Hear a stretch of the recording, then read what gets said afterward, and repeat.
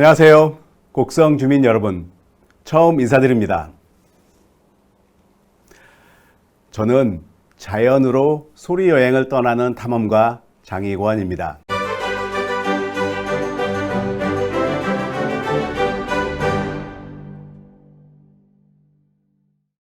곡성의 자연에서는 지금 어떤 소리가 들리나요? 오늘 저와 같이 소리를 듣고 자연을 이해하는 시간을 가져보겠습니다. 잠깐 저에 대해서 소개해 드리겠습니다. 저는 행동생태학, 보전생물학, 시민과학을 연구하고 있고요. 지금 현재 이화여자대학교 에코과학부 교수입니다. 그리고 이화여대 자연사박물관 관장이기도 하고요. 사실 다음은 제가 제일 좋아하는 그런 호칭인데요. 제가 지구사랑 탐사대 대장입니다. 그리고 저는 또 내셔널 지오그래픽 익스플로러 탐험가이기도 합니다. 자, 다음 동영상을 한번 잘 보세요.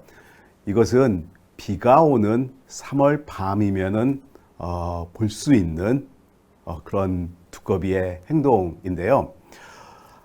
자, 여기 먼저 두꺼비가 몇 마리가 있는지 한번 보세요. 예. 지금 3마리가 보일 거예요. 가장 아래에 있는 놈이 이 암컷이에요. 그리고 그 위에 있는 두 놈이 수컷인데요. 지금 그 가운데 있는 놈이 소리를 내고 있죠. 이 놈이 바로 도전자예요. 그리고 이 도전자를 밀쳐내고 암컷 등 위로 올라가려고 하는 놈이 도전자인데요. 암컷 위에 있는 놈이 챔피언입니다. 제가 잘못 말한 것 같아요. 이렇게 그래서 이 챔피언이 지금 발로 차고 막 그래서 이 도전자의 도전을 물리치려고 애씁니다. 여기서 챔피언은 이 암컷 등 위에 꽉 붙어 있으면은 이기는 거예요. 그리고 도전자는 이 챔피언을 물리치고 암컷에서 떼어내고 그 암컷 등 위로 올라가려고 합니다. 자, 이런 일이 계속 벌어지고 있는데 지금 이것은 뭐냐면은 이 두꺼비의 짝짓기 행동이에요. 이 양서류는 그 월동에서 깨어나면은 제일 먼저 그 번식을 합니다. 그래서 이 암컷이 무거운 몸을 이끌고 이렇게 걸어서 습지로 가요. 그런데 도중에 수컷들을 만나요. 여러 수컷을 만납니다. 그래서 수컷들은 이 암컷 등 위에 올라타서 이 포접을 하고 마지막으로 교미를 하는데요. 근데 여기서 이 수컷들이 굉장히 많이 있고 이들 간의 경쟁이 굉장히 치열해요. 그렇게 해서 몸싸움이 벌어져요. 그런데 이게 몸싸움이 심하게 벌어지면 사실 서로 피곤하잖아요. 그래서 말로 의사소통을 하는데요. 이 챔피언, 암컷 등에 있는 챔피언이 소리를 질러요. 끽! 끽! 끽! 이건 무슨 소리냐면은 내가 이 정도도 크다. 이 동물에서 우리 사람도 마찬가지인데요. 그 소리의 주파수를 들어보면은 그 소리를 내는 주인공이 얼만큼 큰지 알 수가 있어요. 보통 이렇게 큰 동물은 낮은 주파수 소리를 내고 작은 동물은 높은 주파수 소리를 내요. 그래서 딱 그 동물의 그 챔피언의 소리를 들어보면 저놈이 나보다 몸집이 엄청 크구나. 내가 가까이 다가가면 안 되겠다. 아니면은, 저 소리를 들어보니까 저놈이 별로 큰 놈 같지 않은데 내가 한번 도전해 볼만 하겠다. 이렇게 소리로서 의사소통을 하고, 이렇게 싸움을 피하려고 합니다. 자, 그런데 여기에 안타까운 소식이 있어요. 지금 보시면은, 이 암컷 바로 옆에 이 돌이 보이죠? 요즘 공원에 가면은 이게 습지가 있고 그 다음에 습지를 삥 둘러서 이렇게 턱이 있어요. 이 턱이 뭐 별로 높지도 않아요. 한 20cm 정도? 자, 그런데 이 몸이 무거운 두꺼비한테는 엄청난 높이에요. 여기를 올라갈 수가 없어요. 자, 그래서 이 턱만 넘으면 바로 번식을 할 수 있는데 이제 그걸 넘지 못해서 이 암컷이 이 습지 주위를 뱅뱅 돕니다. 밤새. 제가 그래가지고 비가 오는 3월 밤이면 제가 공원에 나가요. 그래서 그러면은 거의 한 이런 두꺼비들을 수십 마리 볼 수 있거든요. 그러면 제가 이렇게 그 짝이 있는 그런 두꺼비 쌍 있죠. 이걸 집어서 습지 안쪽으로 던져줍니다. 이들이 번식할 수 있도록요. 만약에 이 턱이 조금만이라도 낮으면은 그러면 두꺼비가 이렇게 어려움을 겪지 않고 번식을 할 수 있지 않을까요? 우리가 좀 자연을 이해한다면은 이 동물을 도와줄 수 있는 방법을 쉽게 찾을 수 있습니다. 자, 그래서 이런 글을 제가 썼습니다. 한번 들어보세요. 장희관의 지금 자연은. 비가 오는 3월 밤 공원에 가보면 두꺼비의 짝짓기를 볼 수 있습니다. 겨울잠에서 깨어난 암컷을 두고 수컷들이 치열한 경쟁을 합니다. 먼저 암컷 등에 올라탄 수컷은 다른 도전자들의 접근을 막으려고 발로 차고 소리로 경고합니다.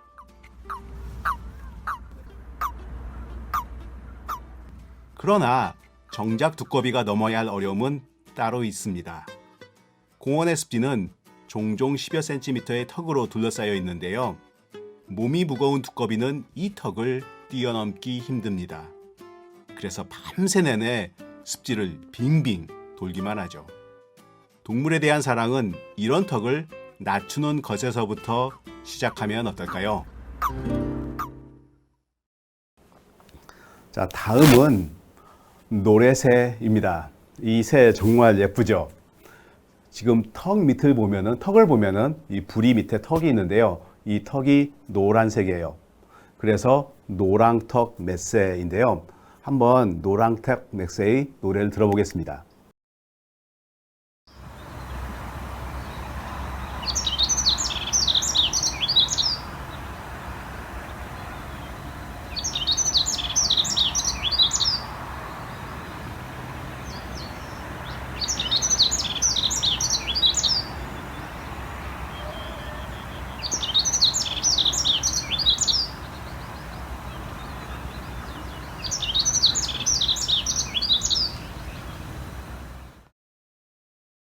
이 새는 노래를 잘 부르기 때문에 노래새라고 합니다. 이 노래새가 사실 굉장히 흔해요. 이 일종의 참새의 일종이거든요. 그래서 참새는 뭐 주로 이렇게 노래를 불러서 의사소통을 해요. 그래서 노래새인데, 근데 사실 이 노래새의 또 다른 특징이 하나 더 있어요. 이거 굉장히 중요한 노래새의 특징인데요. 그것은 뭐냐면은 이 노래를 우리 사람처럼 학습을 통해서 배웁니다. 맞아요. 학습을 통해서 배워요. 그래서 어렸을 때 내가 들었던 노래, 그것을 기억을 해서 어느 정도 크고 나면은 계속 반복을 해요. 그래가지고 내가 어렸을 때 들었던 노래를 잘 부를 수 있으면 그때쯤에서 성조가 되거든요. 그래서 성조가 되면은 내가 들었던 노래를 계속 노래 부르는 거예요. 자, 그러다 보니까 지역마다 방언이 생길 수 있습니다. 그래서 전라도 가면 우리 사람도 전라도 사투리하고 경상도 가면 경상도 사투리하고 그러죠. 이 새도 마찬가지예요. 이 새도 전라도 가면 전라도 방언 할 수 있고 저기 경상도 가면 경상도 방언을 할 수가 있습니다. 이것이 학습을 통해서 노래를 배우는 바로 이것이 이 노래새의 가장 중요한 특징인데요. 최근에 이 노래새들이 소리로 의사소통하는데 이 굉장한 어려움을 겪고 있어요. 왜 그러냐면은 이게 주위의 소음 때문에 그렇습니다. 지금 인위적인 소음이 너무 심해요. 그러다 보니까 이 노래새들이 소리를 이용하여서 의사소통하기가 정말 힘들어요. 그러면은 어떤 일이 벌어지냐면은 이렇게 소음이 심한 곳에서는 이 새들이 노래를 부를 때 약간 주파수를 높여서 불러요. 그런데 이렇게 높은 주파수의 소리는 굉장히 의사소통할 때 비효율적이에요. 그래서 이런 노래새가 의사소통할 때 지금 굉장히 커다란 도시에서 특히 굉장히 큰 어려움을 겪고 있는데, 아마 제 생각엔 곡성군에는 이런 어려움이 이런 노래새한테 그렇게 심하지 않을 것으로 생각합니다. 그래서 한번 노래새에 대해서 제가 쓴 글입니다. 장희관의 지금 자연은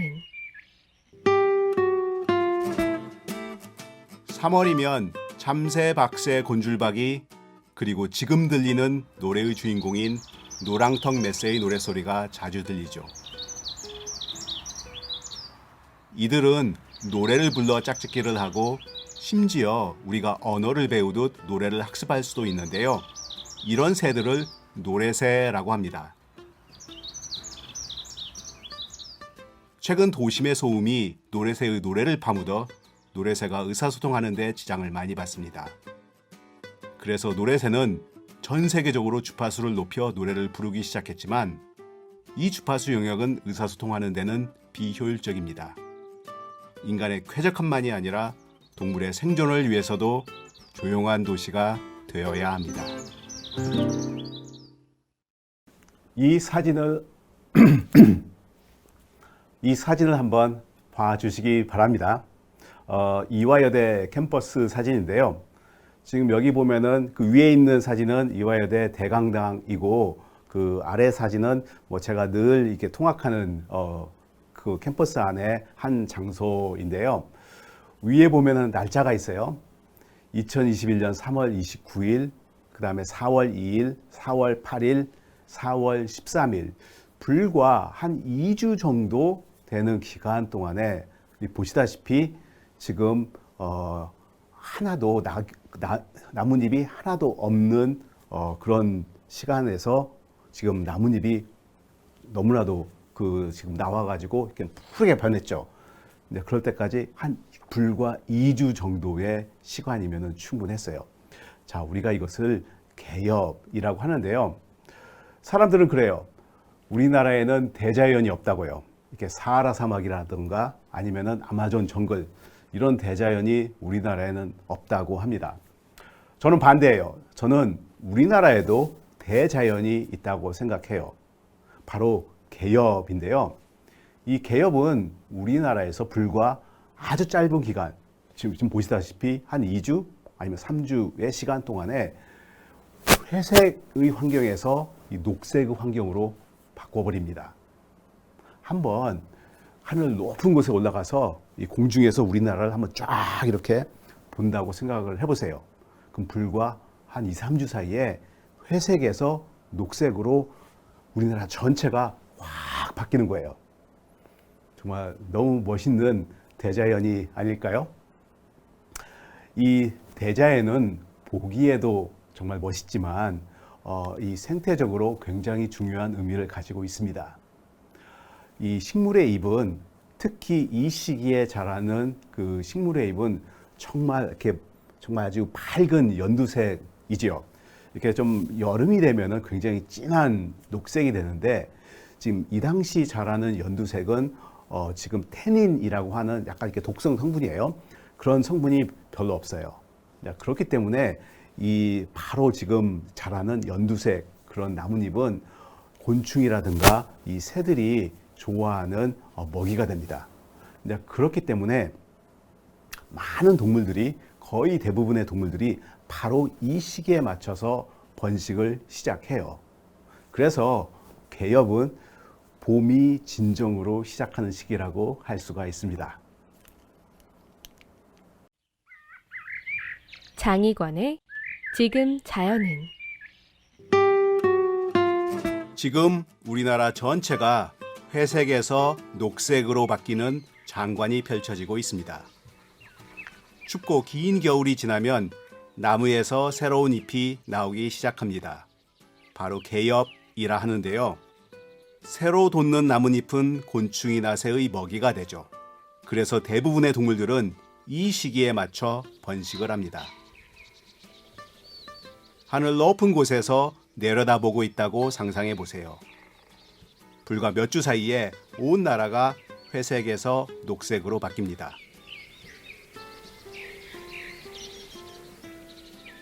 새로운 생명이 시작하는 우리나라의 대자연, 이 봄의 개엽을 즐겨보시기 바랍니다.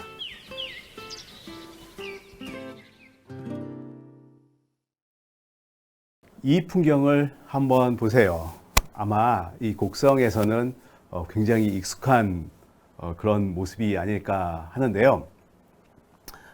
이런 논에 물이 들어가면 들리는 소리가 있죠. 예, 바로 청개구리입니다.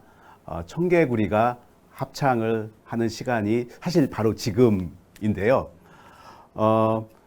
이 청개구리의 합창, 청개구리들이 한꺼번에 많이 노래를 하기 때문에 그것을 합창이라고 해요. 저는 이것을 봄철의 한국의 소리라고 합니다. 왜냐하면 우리나라 어디를 가도 바로 이 청개구리 소리를 들을 수 있기 때문에 그래요. 이 청개구리는 주로 논에서 번식을 하는데요. 그런데 살짝 청개구리가 출현하는 시기와 이 번식을 하는 시기에는 차이가 있어요. 청개구리들이 겨울잠을 끝내고 번식을 하러 나오는 시기는 한 3월 말이나 4월 초쯤이에요. 근데 문제는 뭐냐면은 그 당시에는 논에 물이 차여 있지 않아요. 그래서 청개구리들이 번식을 하고 싶어도 번식을 하지 못하고 이렇게 논가에서 이렇게 기다립니다. 언제까지? 논에 물이 찰 때까지. 만약에 비가 좀 내려서 논에 물이 있으면은 번식을 하기도 해요. 그렇지만 정말 가뭄해다, 논에 물이 없다, 그러면은 청개구리는 번식을 하고 싶어도 번식을 할 수가 없어요. 그래서 기다려야 돼요. 계속 기다려요. 언제까지? 논에 물이 찰 때까지. 저는 그래서 청개구리는 요즘 언제 번식하나요? 이렇게 물으면 저는 이렇게 대답합니다. 논에 물이 찰 때 청개구리가 번식을 합니다. 지금 이렇게 그 야생에 살고 있는 많은 동물들이 한편으로는 우리 인간의 활동에 살아가는데 많은 지장을 받지만 또 동시에 우리 인간에 의존해서 이렇게 살아가고 번식하고 있기도 해요. 바로 그것이 우리가 늘 들을 수 있는 그런 청개구리입니다. 그래서 한번 청개구리 글을 써봤어요. 장희관의 지금 자연은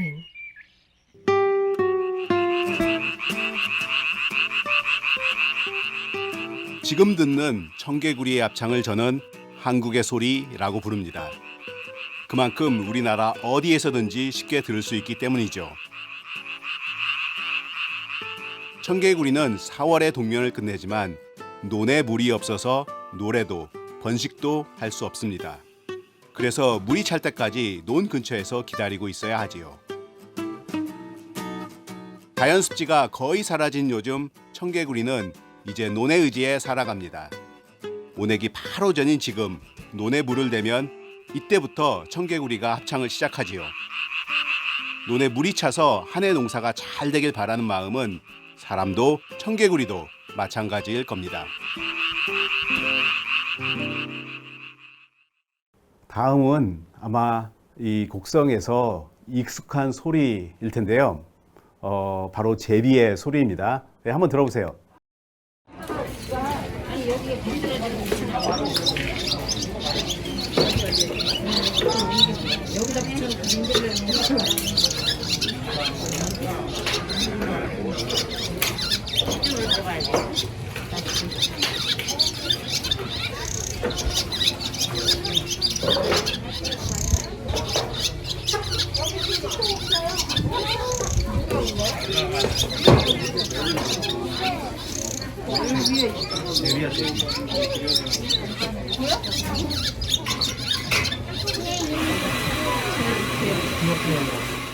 소리 잘 들어보시면 굉장히 사람들의 소리가 들리죠. 바로 이곳이 시장이에요. 인천시 교동도라는 섬이 있는데 그 교동도에 그 시장이 있어요. 바로 거기에 그 제비들이 많이 살고 있는데요. 이렇게 제비는 사람이 많이 살고 있는 곳에 꼭 둥지를 틀어요. 사실 우리 주변에 굉장히 많은 새들이 우리 인가 근처에 살고 있어요. 그런데 그 다른 새들의 둥지는 우리가 쉽게 찾아볼 수가 없습니다. 사실 둥지라는 것이 그 안에 그 새에게서 가장 소중한, 동시에 방어력이 전혀 없는 뭐 그래서 알이라든가 이런 새끼를 아주 오랜 기간 동안 보호하고 있어야 하잖아요. 이제 그렇기 때문에 새들은 그들이 생각하기에 가장 안전한 장소, 특히 우리 사람처럼 무서운 포식자가 쉽게 발견할 수 없는 그런 은밀한 장소에 이렇게 둥지를 만들어요. 그런데 이 제비는 완전 정반대예요. 이 사람이 눈에 띄기 쉬운 장소에 꼭 이렇게 둥지를 틀거든요. 자, 도대체 제비는 왜 이런 행동을 할까요?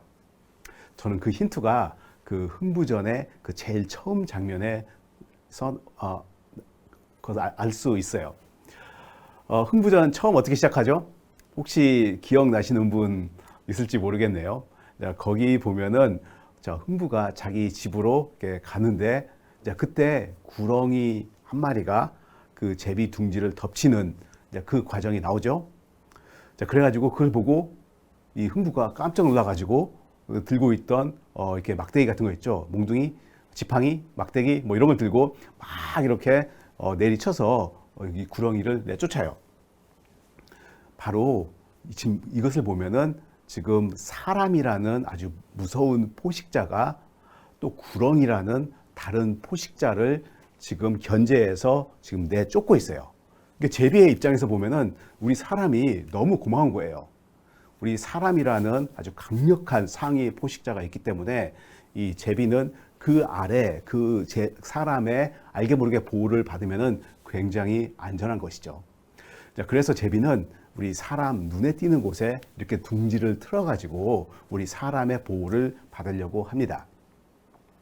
자, 그런데 이제 여기서 재밌는 건 뭐냐면은 바로 우리 사람의 행동이에요. 우리 사람은 왜 그 제비가 그 인가의 둥지를 틀도록, 이렇게 눈에 띄는 곳에 둥지를 틀도록 허락할까요? 사실 제비가 살면 막 이렇게 똥도 싸고 좀 이렇게 지저분하잖아요. 그럼에도 불구하고 우리 사람은 왜 이 제비가 그 인가의 둥지를 틀도록 내버려 둘까요? 저는 그 해답이 이 제비가 우리 사람한테 굉장히 많은 혜택을 주기 때문이라고 생각해요. 도대체 그 혜택이 뭐냐? 이 제비는 정말 순수하게 곤충만 먹는 새예요. 다른 새들을 보면은 곤충도 먹었다, 아니면은 뭐 쌀도 먹었다, 이렇게 참새처럼 이렇게, 아니면은 이렇게 작은 씨앗 같은 것을 먹고 사는 그런 새들이 많거든요. 그런데 제비는 유독 곤충만 먹고 살아요. 그래서 한창 번식할 때, 새끼들이 잔뜩 있을 때 그 제비 부부 있죠. 이 부부가 하루에 한 거의 집으로 먹이를 물고 오는 횟수가 300번이 넘어가요. 그리고 한 입에 있죠. 한 입에 굉장히 많은 그런 곤충을 물고서 돌아와요. 자, 그러니까 이 제비 한 쌍만 있다 하더라도 하루에 잡아먹는 곤충의 양이 어마어마한 것이죠. 근데 이들이 어디에 나가서 곤충을 잡나요? 예, 바로 이런 밭, 이런 데 나가서 이렇게 곤충을 잡아먹는 거예요. 자, 그래서 뭐 지금은 우리가 뭐 살충제가 있기 때문에 이 농사를 지을 때 뭐 이렇게 그 살충제를 이용하여서 그런 해충을 방지할 수 있습니다. 그런데 옛날에는 그런 살충제가 없었잖아요. 그래서 저는 바로 이 제비가 이 살아있는 살충제가 아니었을까. 동네에 제비가 많이 있고 그 제비가 이렇게 들에 가서 이 곤충을 잡아와서 새끼를 키웠을 때 그때 이 논의 해충이 이렇게 줄어드는 것이죠. 자, 그렇기 때문에 이 농부는 이 제비가 그 자기 둥지에서, 자기 집에서 살아야만 되는 이 충분한 이유가 있는 것이죠. 자, 우리 흥부전 보면은 이 흥부가 제비 새끼 있죠. 제비 새끼 그 다리를 치료해줘서 복을 받잖아요. 굉장히 큰 박씨에 든 그 커다란 복을 받는데 저는 이렇게 생각해요. 과연 제비를 정말 우리가 이렇게 잘 보호해주면은 복을 받을까? 저는 진짜 복을 받는다고 생각을 하는데요. 이 사람하고 제비하고 서로 공생하면서 잘 살면은 이 제비가 그 논에 많은 해충을 이렇게 잡아먹기 때문에 이 농사를 아주 수월하게 지을 수 있다고 생각해요.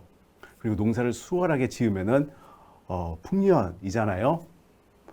과거에 그 우리가 풍년이 든다면 온 가족이 겨울 내내 따뜻하게 배불리 먹고 살 수 있을 거예요. 이보다 더 큰 복이 어디 있을까요? 저는 그래서 흥부전 하면은 그 의미가 그 권선징악이잖아요. 그런데 실제 저자가 생각하는 그 흥부전의 진정한 그런 교훈은 따로 있다고 생각해요. 그건 뭐냐면은 농사에 도움을 주는 제비를 보호하라. 이것이 흥부전의 진정한 교훈이라고 생각합니다.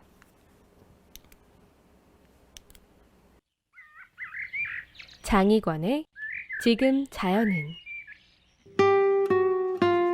인가 근처에 사는 새는 주로 은밀한 곳에 둥지를 짓지만 제비는 눈에 띄게 농가 안에 둥지를 틉니다. 흥부가 구렁이에게 잡아먹힐 뻔한 제비 새끼를 구해주었듯이 제비는 일부러 사람이 왕래하는 곳에 둥지를 지어 사람의 보호를 받아야 하죠.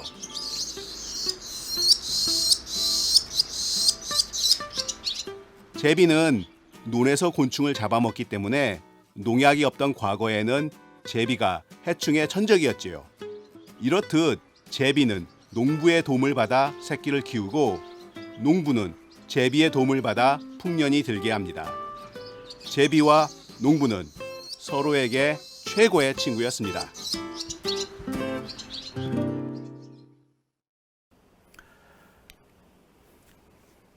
매미 하면은 모르시는 분이 없을 거예요. 사실 굉장히 다양한 매미가 있는데요. 도시에서는 크게 이 두 종류의 매미가 잘 알려져 있어요.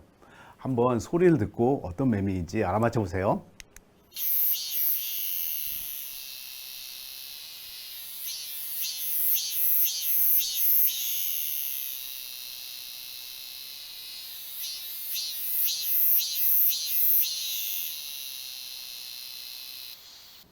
자, 이 매미는 참매미입니다.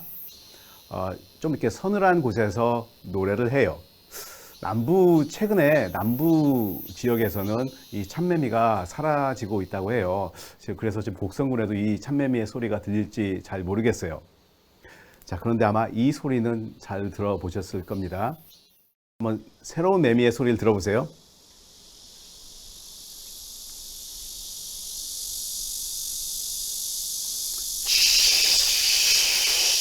이런 소리가 나죠. 그리고 이런 소리가 그냥 계속 이어져요.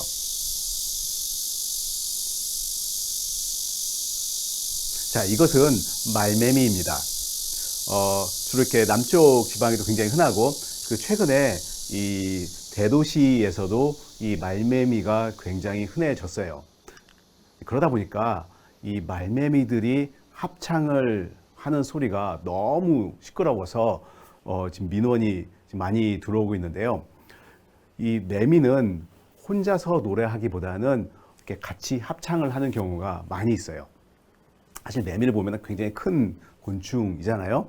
이게 좀 먹음직스러워요. 그리고 사실 그 안에 뭐 독이 있는 것도 아니기 때문에 새들이 좋아하는 먹이 중에 하나예요. 자, 그래서 이 매미를 보면은 사실 그 소리로 의사소통하는 동물 중에서 굉장히 이상해요. 우리가 소리로 의사소통하는 동물들 보면은 이게 주로 밤에 활동해요. 예를 들어서 뭐 귀뚜라미라든가 아니면 개구리, 전부 다 여치 이렇게 밤에 주로 노래하는 경우가 많이 있는데요. 낮에 노래할 때는 나름 상당한 포식자예요. 예를 들면 조류처럼요. 자, 그런데 매미는 곤충이면서 그리고 이렇게 뚜렷하게 자기를 방어할 수 있는 수단이 별로 없어요. 그럼에도 불구하고 낮에 큰 소리로 노래를 불러요. 노래를 부른다는 것은 내가 지금 있는 위치를 이 포식자한테 알려주는 행동이거든요. 그렇기 때문에 굉장히 위험해요. 그럼 도대체 매미는 어떻게 포식자로부터 자기를 보호하는가? 이 낮에 그렇게 큰 소리로 노래를 부르면서도 어떻게 하면은 포식자로부터 나를 보호할 수 있을까? 그 한 가지 방법이 동시에 여러 마리가 아주 많은 수의 매미가 노래하는 것인데요. 바로 합창이에요. 합창을 하다 보면은 굉장히 많은 이 수의 매미가 노래하기 때문에 누군가가 이 포식자한테 잡아먹힌다 하더라도 내가 잡아먹힐 확률이 쭉 떨어지죠. 우리가 이걸 희석 효과라고 하는데요. 같이 노래를 하다 보면은 그만큼 내가 이 포식자한테 당할 위험이 줄어드는 것이죠. 그래서 이렇게 노래를 하는 동물들은 같이 노래를 함으로써 이 포식자의 위험으로부터 피할 수 있습니다. 그래서 이런 소리를 들을 수가 있어요. 이 합창인데요. 한번 들어보세요. 이게 한 마리가 노래하는 것이 아니고 굉장히 많은 수의 매미가 지금 노래하고 있어요. 그리고 혼자 노래할 때보다 여럿이서 노래하면은 그 노래가 훨씬 더 오랜 기간 동안 지속돼요. 이 한 마리가 계속 오랜 기간 동안 노래를 부르기보다는요, 뭐 동시에 여러 마리가 많은 수의 여러 마리가 노래를 하기 때문에 뭐 한 놈이 뭐 중간에 끊쳐도 그 다른 그 매미들이 계속 이어서 노래하기 때문에 그래요. 그래서 바로 이런 매미의 이 합창, 이런 현상 때문에 이 도심, 그 여름의 도심은 굉장히 시끄럽습니다. 장희관의 지금 자연은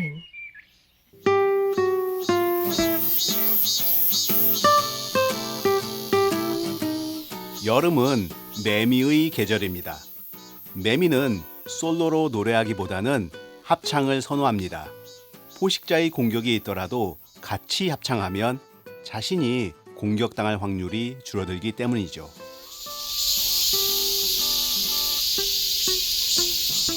매미의 합창은 이제 도심 소음의 주범으로 바뀌었습니다. 도심에서 매미가 지나치게 많이 발생했기 때문인데요. 이것은 인간의 활동으로 도심이 뜨거워지는 도심 열섬 현상과 관련이 있습니다. 도심의 뜨거운 열은 매미가 번식하기 좋은 환경을 만들어 주거든요. 도심 매미로 인한 소음은 우리 인간이 뿌린 씨앗입니다.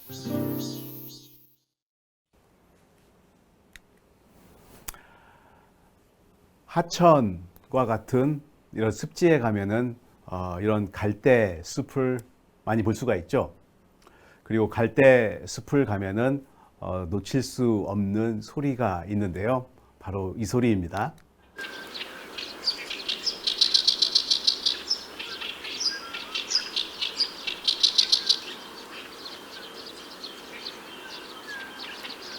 들어보신 적 있나요? 입 안이 아주 빨간 새인데요. 바로 개개비입니다. 이 개개비는 이 갈대 숲에서 살고 있어요. 그리고 그 여름이 되면은 갈대 숲 안에 둥지를 짓는데요. 그래서 하천의 갈대 숲에 가면은 그 개개비의 소리를 들을 확률이 굉장히 높고, 또 개개비의 소리를 들었다 하면은 바로 거기가 그 갈대 숲인 경우가 분명해요. 이 갈대 숲 하면은 많은 분들이 이것은 정말 이건 정말 잡풀이다, 이런 풀 같은 거 다 없애버려야 하지 않는가, 뭐 그래서 여기를 그냥 밀어버리는 경우가 많이 있어요. 어떤 경우에는 물의 흐름에 지장을 준다고 이것을 그냥 그대로 다 그냥 공사를 해서 없애버리는 경우가 많이 있어요. 자, 그런데 이런 갈대숲은 이런 하천의 건강성에 굉장히 중요한 역할을 합니다. 이 갈대숲이 있기 때문에 다른 이 식물들도, 이 수초들도 이렇게 자랄 수 있고, 또 이 지역은 이 물의 흐름을 좀 이렇게 줄여주기 때문에 이렇게 천천히 흐르는 물에서, 아니면 약간 이렇게 정숙성, 좀 이렇게 천천히 흐르는 물에서 살 수 있는 물고기들도 여기서 살 수 있고, 또 많은 조류라든가 곤충도 여기서 살아갈 수가 있어요. 이 무엇보다도 중요한 것은 뭐냐면은 바로 이 수초가 수행하는 이런 그 정화 작용인데요. 이 수초는 이 독성 물질이 있으면 그것을 흡수하고 그런 다음에 이 식물 안에 그걸 저장을 해요. 그래서 이런 수초가 지난 다음에는 이제 물이 한결 깨끗해집니다. 그래서 이런 갈대숲은 그냥 버려진 땅, 쓸모없는 땅이 절대 아니고요. 바로 이런 갈대숲이 있기 때문에 야생동물이 살 수 있고, 그리고 야생동물이 살고 있는 바로 이 장소가 아주 건강한 장소입니다.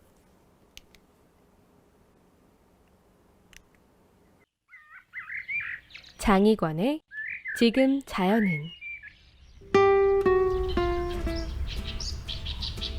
하천을 산책하다가 이런 소리가 들리면 잠시 멈춰서 소리의 주인공을 찾아보시기 바랍니다.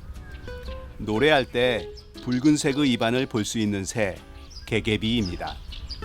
갈대밭이 있는 하천에선 직접 개개비를 만나볼 수도 있습니다. 최근 하천의 구조를 직선화하는 사업 때문에 습지에 의존해 사는 생물들의 서식지가 하루아침에 사라지는 일이 많습니다.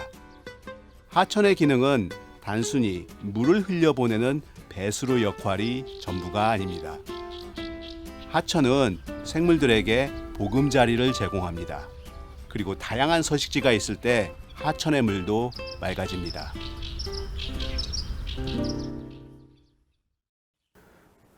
자, 다음은 제가 굉장히 좋아하는 장소인데요. 그 파주에 있는 꾸룩새 연구소입니다. 이 담쟁이 덩굴에 둘러싸인 이 건물 보이시죠? 이 안에 들어가면은 정말 시원해요. 이 밖에 아무리 덥다 하더라도 저 건물 안에 들어가면은 정말 에어컨이 필요 없어요. 그렇게 시원할 수가 없어요. 왜 그러냐? 그것이 바로 이 담쟁이 덩굴 때문인데요. 이 햇빛이 담쟁이 덩굴이 없이 그대로 벽에 내리쬐면 그 온도가 정말 엄청나서 이 내부의 온도를 정말 높입니다. 에어컨이 있어야 돼요. 그렇지만 이렇게 담쟁이 덩굴이 있으면은 그 햇빛을 전부 다 이 담쟁이 덩굴이 받아요. 그리고 담쟁이 덩굴이 이렇게 마구 성장하는 것이죠. 그래서 막상 벽은 그늘이 져 있어요. 담쟁이 덩굴 때문에. 그래서 그 안은 굉장히 시원해요. 이 담쟁이 덩굴이 단지 우리 이 건물에게만, 우리 사람에게만 좋냐? 그렇지도 않아요. 이 담쟁이 덩굴 때문에 또 행복한 곤충이 하나 있는데요. 바로 꿀벌이에요. 이 담쟁이 덩굴이 둘러싸인 곳에 가면은 이 꿀벌의 소리가 엄청나요. 그냥 꿀벌의 소리가 그냥 웅웅웅웅 이런 소리가 들리는데요. 이 꿀벌이 너무 많아서 들리는 소리예요. 꿀벌이 이렇게 많은 이유는 이 담쟁이 덩굴의 꽃 때문이에요. 이 담쟁이 덩굴 잎을 하나 딱 이렇게 들춰보면은 거기에 작은 꽃이 있어요. 하얀 꽃이 있는데요. 그 담쟁이 덩굴의 꽃이 이 꿀벌에게 그렇게 좋은가 봐요. 그래서 정말 꿀벌들이 정말 미치는데요. 그래서 아무리 사람이 다가가도 이 꿀벌이 신경도 안 써요. 자기의 지금 먹이 활동 하느라고 아주 바쁘기 때문에. 저는 이런 장소가 진정한 환경을 위한 곳이라고 생각해요. 에어컨이 필요 없을 정도로 한여름에 시원하고, 그리고 꿀벌이 살아갈 수 있고, 또 꿀벌 때문에 또 많은 또 식물들의 화분 매개를 해주잖아요. 그래서 바로 이 곳이 진정한 친환경적인, 친생태적인 그런 공간이라고 생각합니다. 이게 꿀벌의 소리예요.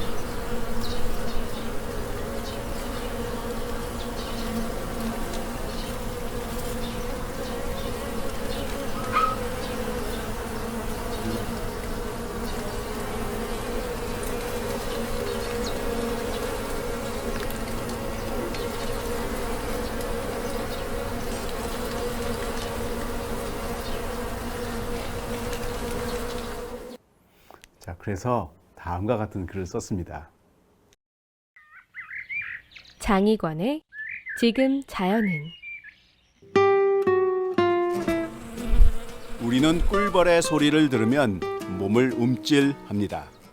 비행할 때 날개를 유연하게 비틀며 발생하는 웅웅 소리 때문인데요. 꿀벌은 특히 벌통 근처에서 이런 소리를 내는데 사실 이 소리는 포유류의 접근이 두려워서 내는 경고랍니다. 최근 꿀벌의 수가 급격히 감소해서 전 세계적으로 문제가 되고 있습니다. 그러나 꿀벌의 수를 유지하는 것은 그렇게 어려운 일이 아닙니다. 잔디밭보다는 풀밭, 재배 품종보다는 야생화가 있다면 꿀벌은 도시에서도 살아갈 수 있습니다. 꿀벌의 웅웅 소리는 도시가 살아 숨쉬는 맥박입니다.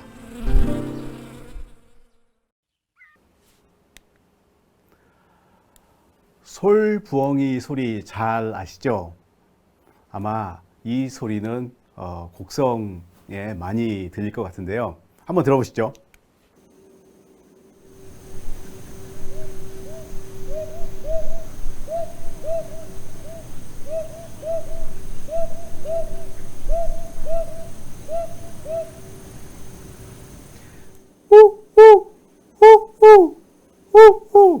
이런 식으로 이렇게 두 번 연달아서 소리를 내는데요. 자, 이것은 솔부엉이가 내가 여기 살고 있다 이런 뜻이에요. 그래서 혹시 여러분이 솔부엉이가 살고 있는 곳에 가서 호호호호 한번 이런 소리를 내보시면은 이 솔부엉이가 대답할 수도 있습니다. 어쩌면 공격할 수도 있어요. 사실 저도 그런 경험이 있는데요. 솔부엉이가 살고 있는 곳 근처에 가서 제가 뭐 이런 소리를 냈는데 이 솔부엉이가 아주 낮게 날아와서 내 머리 위를 이렇게 스쳐 지나가는 것을 경험한 적이 있어요.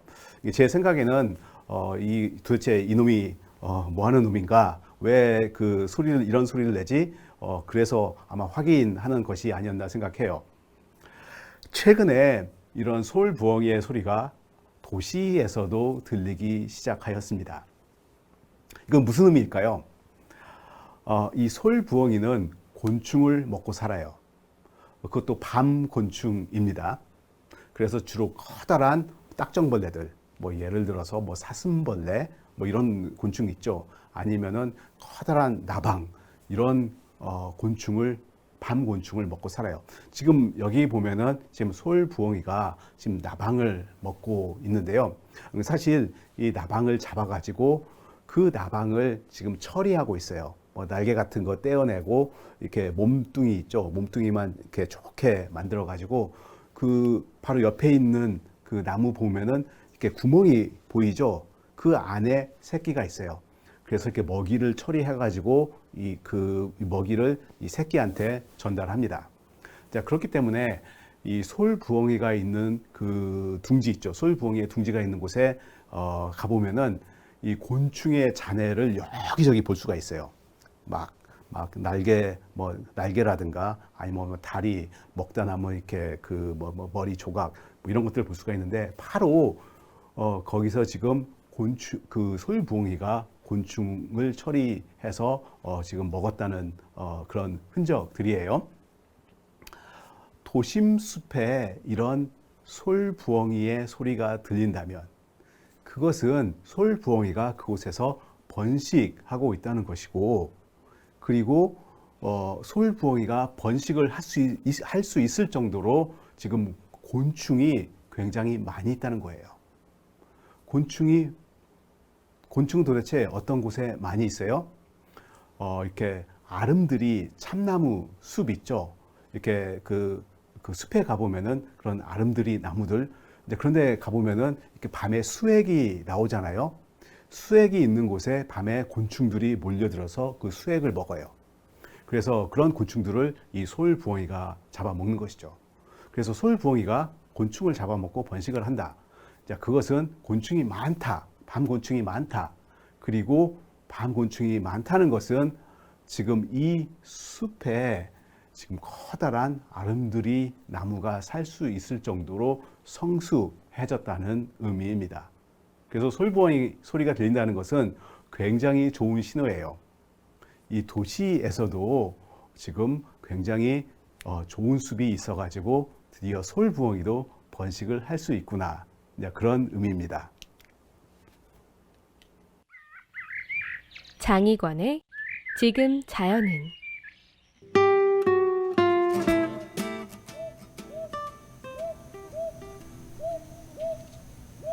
이 소리는 밤에 솔부엉이가 영역을 알리기 위해 내는 신호입니다. 여름 철새인 솔부엉이는 다소 늦은 6월 초부터 산란을 시작합니다. 덕분에 다른 새들이 사용했던 나무 구멍을 둥지로 재활용할 수 있지요.